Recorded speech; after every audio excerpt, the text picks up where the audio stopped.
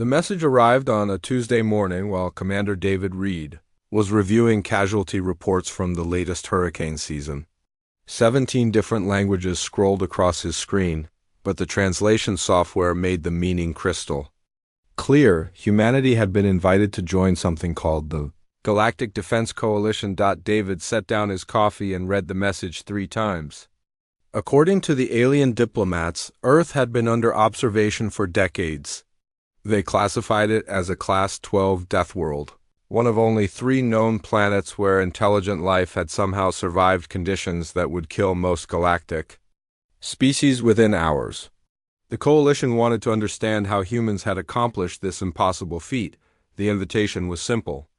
12 human soldiers would participate in an elite military training program on Helix Station, a neutral facility orbiting a quiet star system 300 light-years from Earth.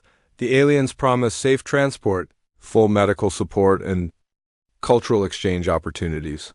They also mentioned that no species from a Class 12 world had ever participated in Coalition activities before. David walked to the window of his Pentagon office and stared out at the parking lot. A light rain was falling, and he watched office workers hurry between buildings with umbrellas and jackets. These aliens thought Earth was deadly, but humans considered a spring shower barely worth noticing. He wondered what they would make of a real storm. Within a week, David had assembled his team. The selection process was surprisingly easy because volunteers lined up around the block once word leaked about humanity's first interstellar military exchange. He chose operators from different branches and backgrounds: Marines, Army Rangers, Navy SEALs, and Air Force Pararescue. Each brought unique skills, but more importantly, each had survived training programs that regularly sent candidates to hospitals. Lieutenant Amy Foster had completed 3 tours in mountain warfare and spoke 4 languages. Sergeant Mike Torres specialized in urban combat and had taught hand-to-hand fighting at Quantico for 6 years. Captain Rob Mills came from search and rescue operations and had pulled survivors from more natural disasters than he could count. The rest of the team brought similar experiences of controlled violence and calculated risk-taking. The aliens arrived to collect them in a ship that looked like a floating crystal cathedral. David had expected something more military, but the Altarian vessel emphasized comfort over intimidation. Soft lighting filled corridors lined with what appeared to be living walls that pulsed gently with bioluminescent patterns.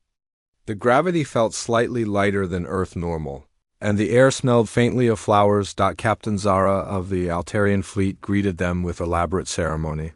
She stood nearly 7 feet tall but weighed perhaps 90 pounds, with hollow bones visible through translucent skin. Her movements were precise and graceful, like a dancer performing each gesture with careful consideration. When she spoke, her voice carried musical harmonics that the translation device struggled to render properly. "Welcome, warriors of the Deathworld Earth," Zara said. "We are honored to witness the courage that allowed your species to survive such hostile conditions." David exchanged glances with his team. Hostile conditions? They had grown up considering Earth relatively tame compared to the training exercises they regularly survived. Hurricane season was uncomfortable, sure, but manageable with proper preparation. Wild animals were dangerous if you acted stupid around them, but humans had been dealing with predators for thousands of years. Even Earth's most extreme environments supported human settlements with appropriate technology and planning. The journey to Helix Station took 4 days of faster-than-light travel. The human soldiers spent the time learning about Coalition species and military doctrine. According to their briefings, most galactic civilizations had evolved on worlds with stable climates, predictable weather patterns, and relatively docile wildlife.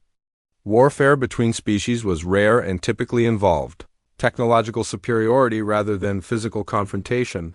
Coalition military training focused on precision, efficiency, and minimizing casualties. Soldiers wore protective equipment at all times, operated under strict safety protocols, and received immediate medical attention for any injury beyond minor bruises. Combat was treated as an unfortunate necessity that required careful planning and overwhelming technological advantage. Sergeant Torres raised his hand during one briefing.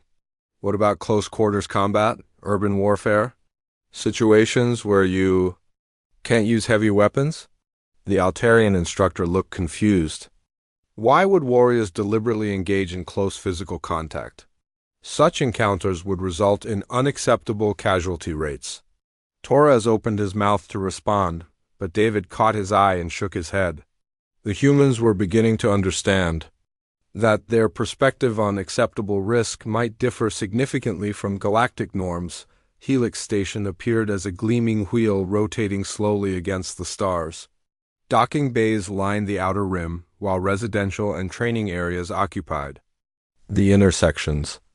The facility housed the Coalition's most elite military academy, where promising officers from dozens of species learned advanced tactics and leadership skills. As their shuttle approached the station, Amy Foster pressed her face to the observation window. It looks like a luxury resort, she murmured. Are we sure this is a military facility? The station's interior confirmed her observation. Polished floors reflected soft lighting from panels that adjusted automatically to each species. Visual preferences. Gardens filled central areas with carefully maintained plants from various worlds.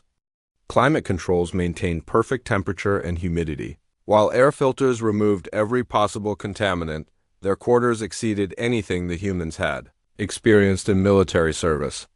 Each room featured a private bathroom, adjustable furniture and entertainment systems with access to cultural databases from across the galaxy. The walls could display any environment or artwork the occupant desired. Room service was available around the clock. David gathered his team in the common area after they had settled in. Remember why we're here, he said quietly. They want to understand how humans survived on what they consider an impossible world. We're not just representing Earth, we're potentially opening diplomatic relations with an entire galactic community. Should we tell them that Earth isn't actually that dangerous? Mills asked. Let's see what their training involves first, David replied. Maybe we'll learn something about their perspective on danger and survival. The orientation meeting was scheduled for the following morning. As the humans prepared for bed, none of them expected that their first day of Coalition military training would fundamentally challenge everything the galaxy thought it knew about warfare, survival, and the nature of courage itself. The alarm that woke them played soft musical tones instead of the harsh buzzer the humans expected. Amy Foster rolled out of her luxurious bed feeling more rested than she had in months, which seemed wrong for military training. Back on Earth, the first day of any serious program began, before dawn with shouting instructors and immediate physical challenges. Breakfast in the station's dining facility revealed the scope of their cultural disconnect. Dozens of alien species moved carefully through serving areas, selecting meals that met their specific biological requirements. The Corvin cadets, with their green photosynthetic skin, barely ate anything solid, preferring to position themselves near the broad-spectrum lighting panels. The amphibious Nexari wore moisture suits and consumed liquid, nutrients through specialized feeding tubes. The human section of the facility drew curious stares. David Reed noticed aliens whispering among themselves as his team loaded their plates with what they considered normal portions. Apparently, the amount of food required to fuel human metabolisms struck other species as excessive. Are they having some kind of celebration? Asked a thin, crystalline being whose name translated as wind through crystals. Such large quantities of nutrition typically accompany reproduction festivals or seasonal ceremonies. Mike Torres looked up from his scrambled eggs and bacon. This is just breakfast. We'll probably eat 3 or 4 more times today. Wind through crystals made a note on a small device. Fascinating. Deathworld species require constant fuel input to maintain basic biological functions. The orientation session took place in an amphitheater with adjustable seating designed to accommodate various body types. Instructor Prime Harmonix, an elegant Altarian with silvery skin markings indicating advanced military rank, welcomed the assembled cadets with the same flowing gestures David had observed on their transport ship. You represent the finest warriors from 37 species across the coalition, Prime Harmonics announced. Over the next 6 weeks, you will learn advanced tactical concepts, leadership principles, and cooperative strategies that form the foundation of galactic peacekeeping operations. The human contingent found themselves seated in a special section with reinforced furniture. Apparently, their bone density and muscle mass required stronger support structures than standard coalition seating could provide. David wondered if they looked as out of place as they felt. The first exercise was described as an advanced obstacle course designed to test physical capabilities and tactical thinking. The assembled cadets moved to an enormous chamber filled with platforms, barriers, and what appeared to be a sophisticated holographic projection system. Safety officers positioned themselves at regular intervals. Medical teams stood ready with emergency equipment, and multiple backup systems hummed quietly in the background. The objective is simple, explained Tactical Instructor Nova 7, whose species resembled an upright mantis with delicate wing membranes. Navigate from the starting platform to the target zone while avoiding detection by automated sensors. Any cadet who suffers injury will be immediately removed from the exercise and provided full medical evaluation. Amy studied the course layout. The obstacles included a series of platforms connected by narrow bridges, several walls that required climbing techniques, and a final section with automated defenses that fired harmless light pulses at detected movement. The highest drop was perhaps 8 feet, and every dangerous surface was padded with energy-absorbing materials. "This looks like a playground," she whispered to Torres. "A really safe playground," he whispered back. The first group of alien cadets approached the course with careful preparation. They donned protective gear including impact-resistant armor, sensor-dampening cloaks, and emergency communication devices. Each movement was planned and coordinated, with constant communication between team members and safety observers. Wind-through crystals moved across the obstacles with ethereal grace, its crystalline structure refracting light in patterns that confused the automated sensors. A Corvin cadet used its photosynthetic abilities to blend with the artificial lighting, effectively becoming invisible to detection systems. The amphibious Nexari demonstrated remarkable flexibility, squeezing through spaces that seemed impossibly narrow. Their techniques were elegant and effective, but also incredibly slow. Each obstacle required minutes of careful analysis and preparation. When one Altarian cadet slipped on a padded surface and fell roughly 2 feet, the entire exercise stopped while medical personnel conducted a comprehensive examination. Cadet: Harmony of distant stars has sustained minor impact trauma to the left wing joint, the medical officer announced. Recommend immediate removal from exercise for observation and treatment. The injured cadet protested that the fall had barely been noticeable, but safety protocols were absolute. David watched them escort the perfectly healthy-looking alien to the medical bay and began to understand why humans might have a different perspective on acceptable risk. When the human team's turn came, David decided to treat it as a standard confidence course. Stay together, watch each other's backs, and remember we're trying to make a good impression, he told his soldiers. Amy took point, moving across the first obstacle bridge at what she considered a careful jog. Behind her, the other humans followed at intervals that allowed for mutual support without crowding. None of them bothered with the protective gear because the obstacles looked less dangerous than most civilian playground equipment. The first wall required a simple climb of perhaps 12 feet. Amy scaled it in seconds using basic techniques she had learned in elementary school physical education. Torres followed, then Mills, then the rest of the team. Each human treated the climb as routine maintenance rather than a tactical challenge. The automated sensors proved completely incapable of tracking human movement patterns. Where aliens moved with smooth, predictable grace, humans used erratic, aggressive motions that the detection algorithms could not interpret. Amy rolled under sensor beams, sprinted across open areas in unpredictable patterns, and leaped between platforms with casual confidence that left the safety officers scrambling to keep up. When the final obstacle required crossing a narrow beam 15 feet above padded mats, Amy simply ran across it at full speed. Her balance was perfect, her confidence complete, and her landing so casual that she barely paused before moving to the next challenge. "Stop the exercise," Nova 7 called out, their wing membranes fluttering with what David recognized as distress. "The Deathworld specimens are not following safety protocols." Amy looked back in confusion. "What safety protocols? This is just basic movement." The assembled alien cadets stared in silence as the human team completed the course in less than 3 minutes. What had taken other species careful planning and 20 minutes of cautious progress, the humans had treated as light morning exercise. Medical teams rushed to examine them for injuries, signs of stress, or indication of the performance-enhancing substances that must have enabled such reckless behavior. They found elevated heart rates consistent with mild exercise and absolutely no sign of concern or strain. "How did you prepare for such extreme physical challenges?" Win-through crystals asked David during the post-exercise briefing. David thought about how to explain that they had not prepared at all, that this level of physical activity was barely worth mentioning in human terms. "We trained on Earth," he said simply. The alien instructors spent the rest of the day reviewing footage of human movement patterns and consulting medical databases for explanations of their apparent immunity to normal safety concerns.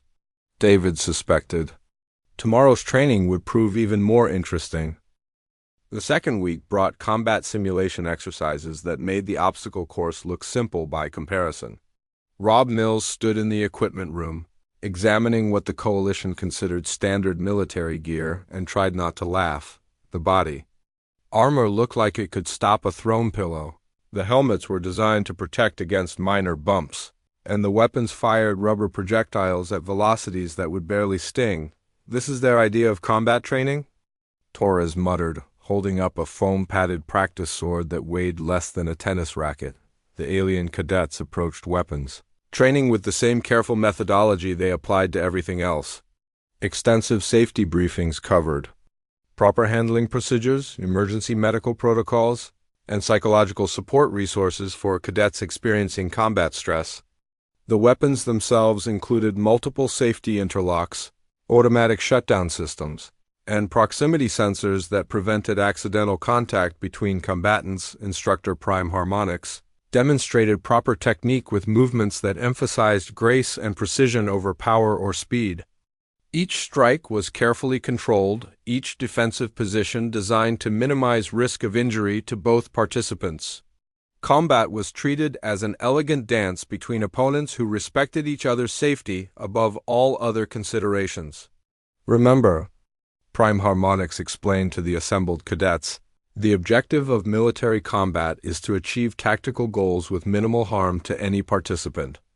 Unnecessary aggression indicates poor training and inadequate emotional control." Amy watched a demonstration bout between two advanced alien cadets. They moved in slow motion, telegraphing every attack well in advance, pausing frequently to ensure their opponent was prepared to defend properly. When one cadet's weapon made contact with the other's armor, both fighters immediately stopped to check for injuries and confirm that safety protocols had been followed. The bout lasted nearly 20 minutes and ended when one participant successfully tagged the other's shoulder pad with a rubber-tipped spear. Both combatants embraced afterward and congratulated each other on their excellent technique and consideration for safety. "Who's ready to try?" Prime Harmonics asked the mixed group of cadets. David stepped forward, figuring someone should represent humanity in the demonstration. His opponent was a Corvan warrior named Deep Root Strength, whose photosynthetic skin displayed patterns that apparently indicated military honors from several peacekeeping missions. They began with the traditional Coalition salute, a complex series of gestures that acknowledged each other's worth and promised to fight with honor and restraint. David tried to copy the movements, but his human joints could not achieve the fluid precision that came naturally to species with more flexible skeletal structures. The practice weapons felt like toys in his hands. David had trained with everything, from knives to assault rifles, but these foam-padded implements seemed designed for children's games rather than combat simulation. He reminded himself that this was diplomacy as much as training and tried to match his opponent's careful, controlled movements. Deep-root-strength began with a slow overhead strike that David could see coming from several seconds away. Following coalition doctrine, David moved into a defensive position and allowed the attack to make gentle contact with his padded shoulder guard. He then responded with an equally telegraphed counterattack that gave his opponent plenty of time to block. Excellent form, Prime Harmonix called out. Both combatants are demonstrating proper concern for safety and adherence to protocol. They continued the careful exchange for several minutes. David found himself growing frustrated with the slow pace and artificial constraints, but he maintained discipline and followed the established pattern. This was supposed to be advanced military training, but it felt more like therapeutic dance class. Then Deep Root Strength made a mistake. The Corvan warrior attempted a complex spinning maneuver that left him momentarily off balance. David's combat instincts, honed by years of training against opponents who were actively trying to hurt him, reacted before his conscious mind could intervene. He stepped inside his opponent's guard, used his superior mass and bone density to control the Corvan's weapon arm, and applied a basic joint lock that would have ended any serious confrontation immediately. The movement was clean, professional, and executed with exactly the level of force required to neutralize the threat without causing permanent damage. Deep Root Strength went down hard, his weapon flying across the training mat as David's lock forced him into an awkward position that his flexible joints could not escape. The Corvan warrior made a sound of pain and surprise that cut through the training room's quiet atmosphere like a siren. Every alien in the facility froze in shock. Safety alarms began wailing, medical teams rushed toward the mat, and several species cadets began displaying what David recognized as fear responses. Prime Harmonix stood with wing membranes extended in a posture that clearly indicated extreme distress. "What have you done?" the instructor demanded, their musical voice rising to frequencies that hurt human ears. David immediately released the hold and helped Deep Root Strength to his feet. The Corvan warrior seemed more stunned than injured, but medical personnel were already scanning him for trauma while psychologists prepared to treat combat-related stress. "I applied a standard control technique," David explained. "He's not hurt. It's a basic defensive maneuver. You deliberately cause pain to a fellow warrior. Win through crystals accused? Such aggression violates every principle of civilized combat." David looked around the room at dozens of alien faces showing various expressions of shock, fear, and confusion. He realized that what humans considered routine military training represented something approaching war crimes in coalition culture. "I'm sorry," he said carefully. "I reacted instinctively when I saw an opening. In human combat training, we're taught to press tactical advantages immediately." "Human combat training involves deliberately harming other soldiers?" asked a small, furry cadet whose species resembled upright rabbits. Torres stepped forward before David could answer. "Our training assumes that real enemies will try to kill us," he said bluntly. "We practice against opponents who fight back. For real, because anything less would get us killed in actual combat." The aliens exchanged looks of horror. The concept of training that involved genuine physical conflict seemed to violate their basic understanding of civilized behavior. Prime Harmonix called for a recess while the instructional staff consulted emergency protocols. The human team found themselves isolated in their section of the facility, while alien cadets whispered among themselves about the savage Deathworlders who treated violence as entertainment. "Did we just start an interstellar incident?" Amy asked David during their impromptu isolation. "Maybe," David replied. "But I think we also just taught them something about why Earth is classified as a death world." The afternoon session was canceled. While coalition officials reviewed footage of the incident and consulted with xenopsychology specialists about human behavioral patterns, the aliens were beginning to understand that their new human allies might represent something far more dangerous than they had initially believed. That evening, David found Deep Root Strength in the station's medical bay, receiving treatment for minor bruises, and what the doctors called psychological trauma from unexpected physical contact. The Corvan warrior looked up when David entered. "Your technique was flawless," Deep Root Strength admitted quietly. "I could not escape or counter your attack." "Is this truly how humans train for combat?" "This is how we train to stay alive," David replied. "On Earth, anything that can kill you will try to kill you. We practice accordingly." Deep Root Strength was quiet for a long moment. "I think," he said finally, "that we have much to learn from your species." Word of the incident spread through Helix Station like wildfire, and by morning every alien cadet wanted to understand how Deathworld warriors had developed such terrifying combat effectiveness. The survival exercise took place in what Coalition instructors proudly called the most challenging training environment in the galaxy. Mills examined the terrain through the transport shuttle's observation windows and had to bite his tongue to keep from commenting.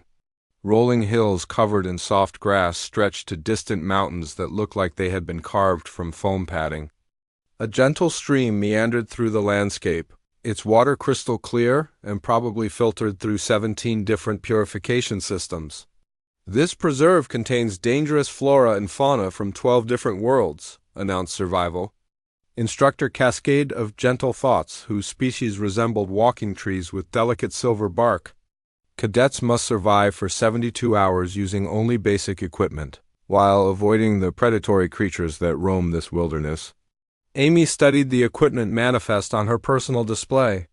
Each cadet received an emergency shelter that deployed automatically at the first sign of harsh weather. Water purification tablets that could process 1,000 gallons of liquid. Food rations designed to meet the nutritional needs of any Coalition species. Emergency medical supplies including surgical-grade healing accelerators and communication. Devices with direct links to rescue services. "What kind of dangerous animals are we talking about?" Torres asked. Cascade of Gentle Thoughts activated a holographic display showing various creatures that inhabited the preserve. "The most feared predator is the Shadow Stalker of Kepler 7, they explained with obvious reverence for the creature's hunting abilities. "It stands nearly 4 feet tall, possesses razor-sharp claws capable of penetrating standard fabric, and demonstrates cunning intelligence in pursuing prey." The hologram showed what looked like an oversized house cat with slightly longer claws and different colored fur. Mills had seen more dangerous animals in suburban backyards. "There's also the venomous tree serpent of Delta Prime," the instructor continued. "Its bite can cause drowsiness and mild nausea in most species. Extremely dangerous if encountered without proper protective equipment." The snake in question appeared to be roughly the size of a garden variety earth snake, though it had more colorful markings and what might have been tiny vestigial wings. David made a mental note to warn his team about the overwhelming lethality of receiving what amounted to a mild hangover from a bite. The shuttle deposited mixed teams of cadets at different locations across the preserve. Each group included representatives from multiple species to encourage cooperation and cultural exchange.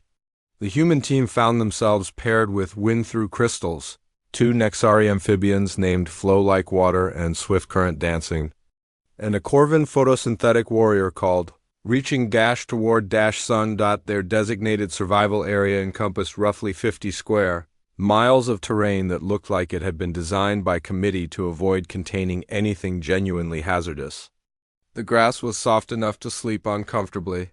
The stream provided clean drinking water without purification, and the few trees offered pleasant shade without dropping dangerous branches or harboring aggressive insects. "We should establish a base camp near the water source," suggested Flow Like Water, whose moisture suit gleamed in the artificial sunlight that warmed the preserve.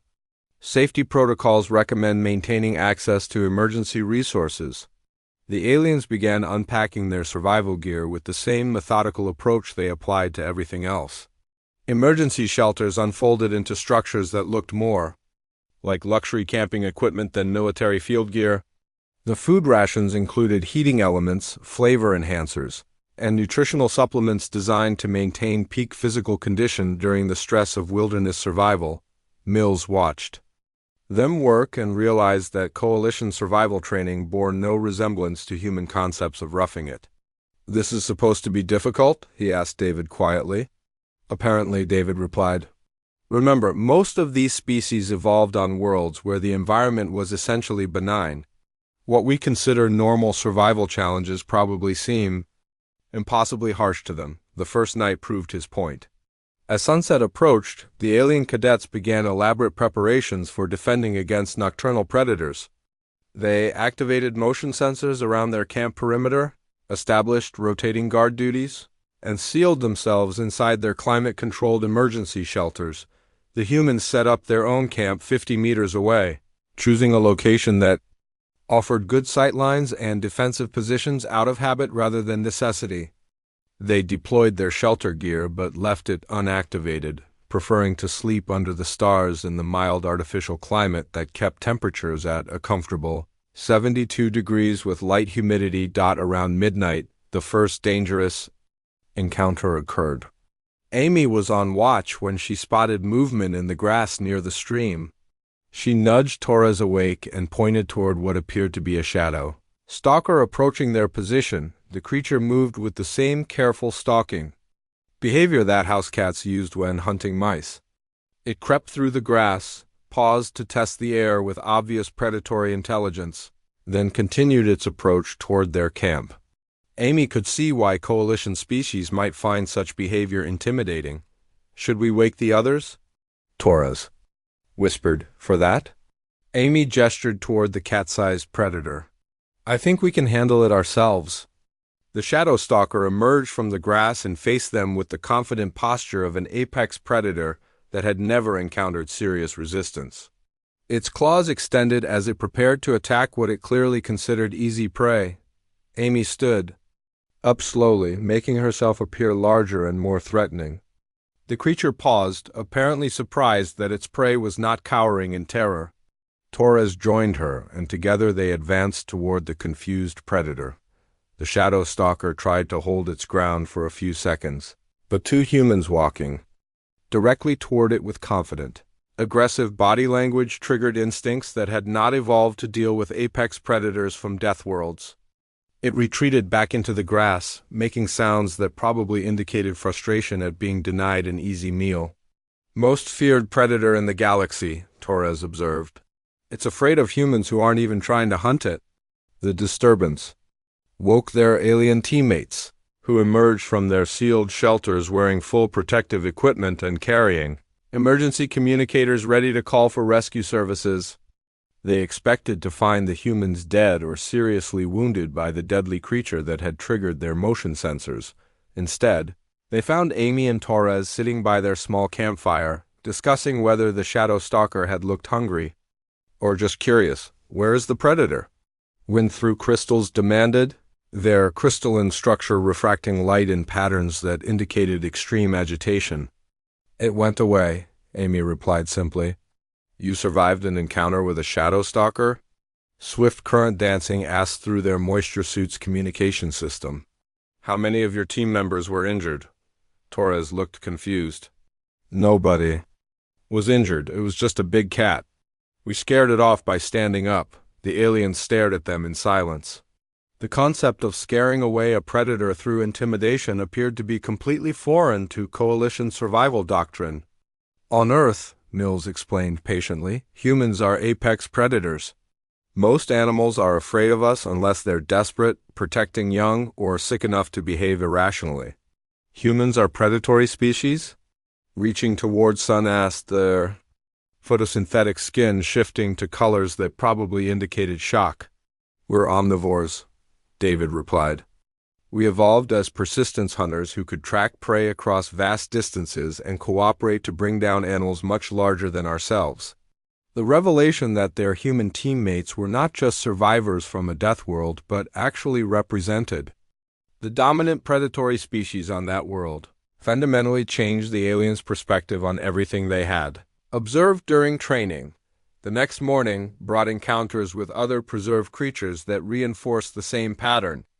Venomous tree serpents fled from human approach, aggressive insect swarms avoided areas where humans had established territory, and even the plant life seemed less robust in locations where Deathworld predators had left their scent. By the third day, the alien cadets were following human lead on every survival decision.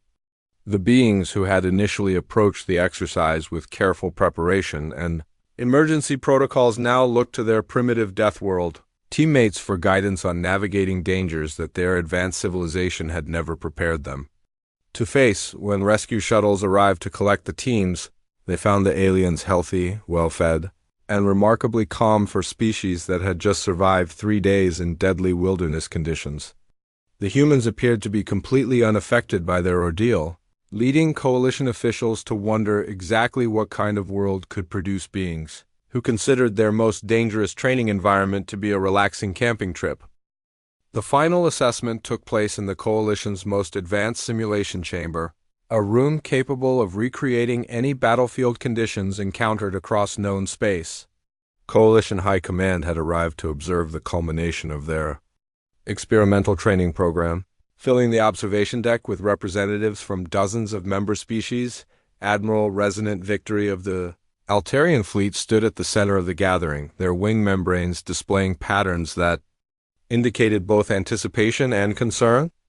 6 weeks of reports about human military capabilities had reached the highest levels of coalition leadership, prompting urgent policy reviews about the nature of Deathworld species and their potential role in galactic security. The simulation began with what instructors considered an extremely challenging scenario. A multi-species team would need to secure a compromised space station while dealing with hostile environmental conditions, equipment failures, and organized resistance from enemy forces.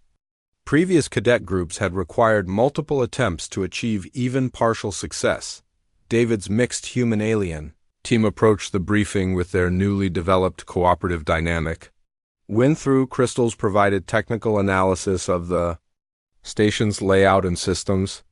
The Nexari specialists offered insights into the fluid dynamics that would affect movement through damaged sections. Reaching toward Sun calculated optimal routes based on available lighting and energy sources. The humans listened carefully to their alien teammates' expertise, then began translating theoretical knowledge into practical battlefield applications. Mills identified choke points where enemies could be contained rather than simply avoided. Torres mapped assault routes that assumed opponents would resist aggressively rather than withdrawing according to civilized protocols.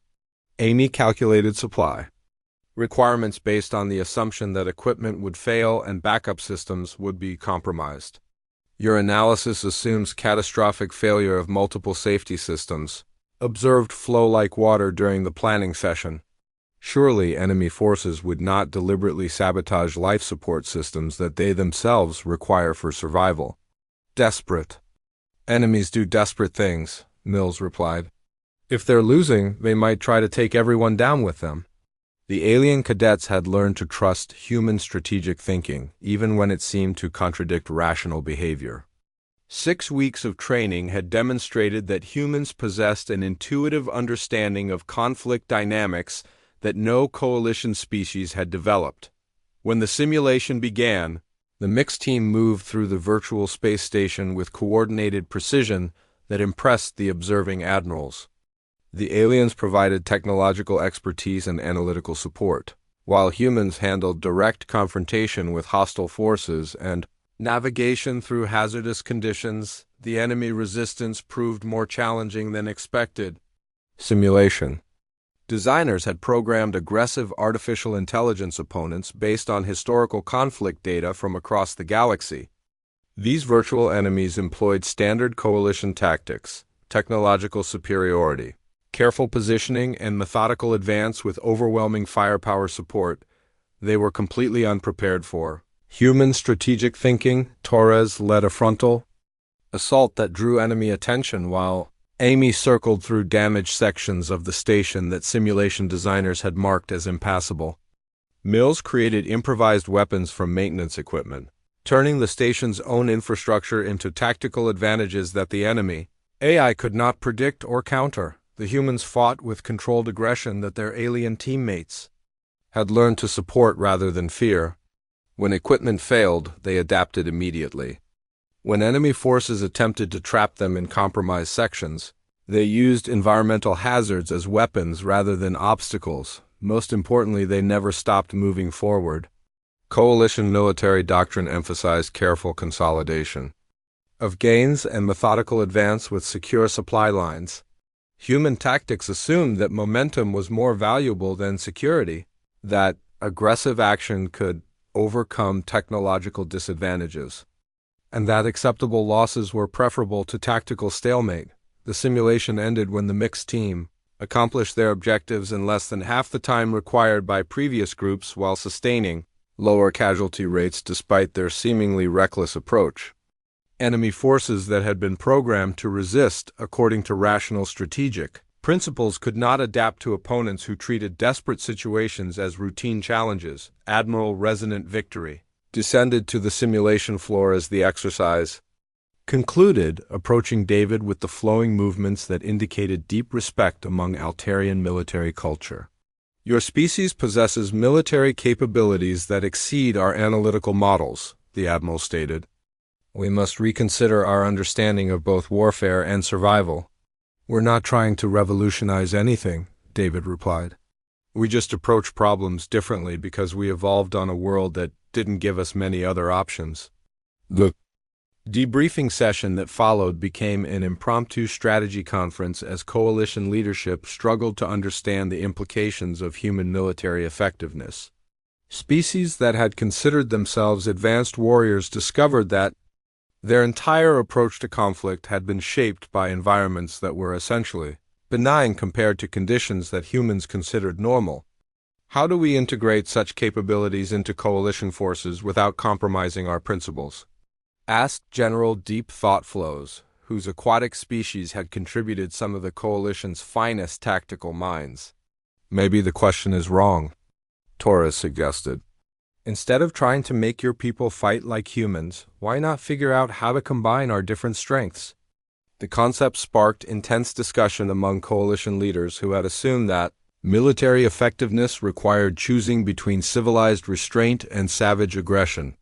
The humans had demonstrated a third option, controlled application, of superior survival instincts guided by tactical intelligence and supported by technological precision. Over the following days, coalition strategists worked with the human team to develop new training protocols that combined species' natural advantages rather than forcing conformity to a single approach. Altarian grace and precision complemented human aggression and adaptability. Corvin analytical thinking enhanced human intuitive battlefield awareness. Nixari flexibility supported human momentum-based tactics. The results exceeded everyone's expectations. Mixed teams began achieving simulation objectives that homogeneous groups had considered impossible. More importantly, casualty rates decreased. As species learned to support each other's combat styles rather than competing according to incompatible doctrines. Wind-through crystals approached David during one of their final training sessions, their crystalline structure displaying patterns that indicated thoughtful consideration. Your species has taught us that survival and civilization are not opposing concepts, they observed. We assume that advanced societies must abandon aggressive instincts, but humans demonstrate that such capabilities can serve peaceful purposes. We've learned just as much from you, David replied honestly. Your people think 3 moves ahead, while we're still reacting to the current situation. Combining those approaches makes everyone more effective. The graduation ceremony featured representatives from across coalition space, many of whom had traveled specifically to observe the species responsible for revolutionizing military training. Admiral Resonant Victory presented each human with commendations that had never before been awarded to non-coalition members. Earth's membership in our alliance is no longer a matter of curiosity about Deathworld survival, the Admiral announced. Humanity offers capabilities that strengthen our entire civilization. The formal invitation to full coalition membership came with requests for human advisors at military academies throughout known space. More significantly, it included provisions for joint exploration missions to investigate other Deathworld systems that might harbor similarly capable species. David accepted the invitation while privately wondering how galaxy-spanning civilization would change once it included multiple species that had evolved under conditions requiring constant adaptation to existential threats. The humans' final report to Earth Command emphasized that their success had resulted not from demonstrating superiority, but from proving that different evolutionary pressures could produce complementary strengths. Coalition species brought technological sophistication, analytical thinking, and cooperative instincts that humans often lacked. Humans contributed adaptability, aggressive problem-solving, and survival instincts that peaceful civilizations had never needed to develop. As their transport prepared to depart Helix Station, Amy looked back at the facility where alien cadets were already implementing modified training programs based on human tactical concepts. "Think we started something important here?" "Maybe," David replied. "But I suspect we're going to discover that the galaxy contains more surprises than any of us expected." The ship that carried them home also bore the first Coalition diplomatic mission to Earth, beginning a relationship that would transform both human civilization and the galactic community. Behind them, mixed-species military units prepared for deployment on missions that would have been impossible for any single race to accomplish alone. In the months that followed, other Deathworld species made contact with the expanded Coalition, each bringing unique survival adaptations that further enhanced the Alliance's capabilities. Humans discovered that their evolutionary advantages were remarkable but not unique, and that the galaxy contained numerous worlds where life had developed solutions to challenges that peaceful civilizations could barely imagine. The program that had begun as simple military exchange became the foundation for a new model of interspecies cooperation based on mutual respect for different evolutionary strengths. Coalition forces evolved from homogeneous peacekeeping units into diverse teams capable of operating in any environment against any threat. David's final report to Coalition Command noted that Deathworld species did not seek to dominate galactic civilization, but rather to contribute their hard-won survival skills to the common good. The true strength of the Alliance lay not in the fighting abilities of any single species, but in the combined wisdom of races that had each solved different aspects of the fundamental challenge facing all intelligent life: how to survive and thrive in a universe that was often hostile to existence itself.